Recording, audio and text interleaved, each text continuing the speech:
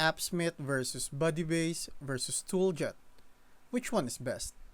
I'm going to tell you which low-code platform, Appsmith, Budibase, or Tooljet, is the best for building internal tools. Appsmith is an open-source platform that excels in connecting to database and APIs with ease. It has powerful UI components and intuitive drag-and-drop builder, and strong backend integration. However, it requires more setup and has limited customization compared to other options. Budibase focuses on automating businesses' workflows and building internal tools fast.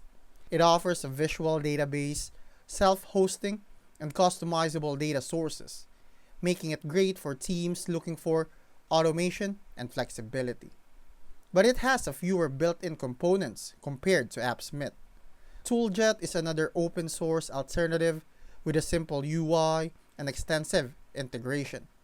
It's great for teams that needs a lightweight and developer-friendly tool but may lack some advanced features found in Appsmith.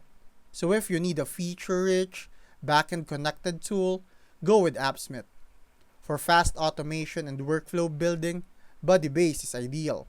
But if you prefer a lightweight, developer-friendly tool, Tooljet is a solid choice.